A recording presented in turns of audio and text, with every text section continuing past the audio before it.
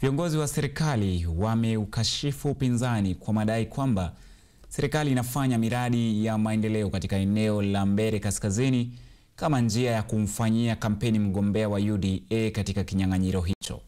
Wakiongozwa na makatibu wakuu Alex Wachira na Joseph Mbogwa, viongozi hao wamesema kwamba serikali haina ubaguzi wa maendeleo na kama anavyotuarifu Blue Smile Hassan.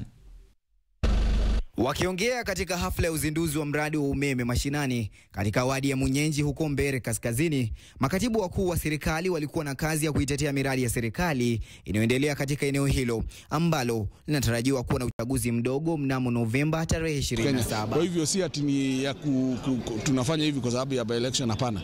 Tunafanya hivi kwa sababu ni jukumu na rais hiyo pesa ameweka ni kwa sababu akona maono na akona vision ya kuweka 1 more million homes within the next 1 year. Katibu mkuu wa Kawi Alex Wachira aliwataka viongozi wa upinzani kukoma kuyabandika majina maendeleo yanayofanywa na serikali huko Mbeere kama njia ya kampeni katika uchaguzi mdogo, akiwataka viongozi kuacha kuingiza siasa katika maendeleo.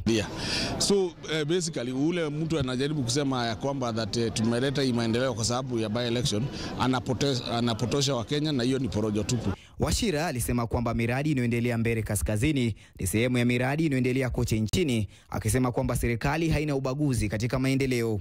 Hata wakati alikuwa anazunguka last year alilaunch hii program ya entire Embu County, tukiwa pale Manyata, tukiwa Embu Town, kumaanisha ya kwamba hii ni program ambayo inaendelea, na nimesema sio Mbeere North peke yake. Kauli za Wachira ziliungwa mkono na mgombea wa bunge wa Mbeere Kaskazini kupitia chama cha UDA Leonard Muthende, ambaye alipuzilia mbali upinzani, akiwataka wakazi wa Mbeere kuzingatia maendeleo yanayofanyika Mbeere badala ya siasa. Kikelele iko mambo ingine inaongelewa sana, mambo ya kuwa sisi pande ya mlima na nini hatuko kwa serikali, na nataka kuhakikishia Mheshimiwa Rais ile mambo itafanyika Mbeere North itaonyesha kwamba mlima wa Kenya tuko nyuma yake.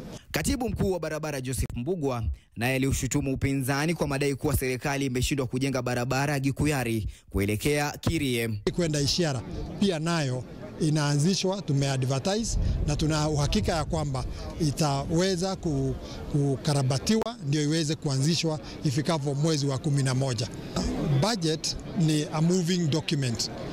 Kwa wakati huu haya ya kijiri, siasa za Mbeere zimezidi kuchacha, huku serikali ikijizatiti kufanya maendeleo Mbeere, upinzani nao ukitaka kiti cha Mbeere ili kuonyesha ukuu wake katika eneo la Mlima Kenya.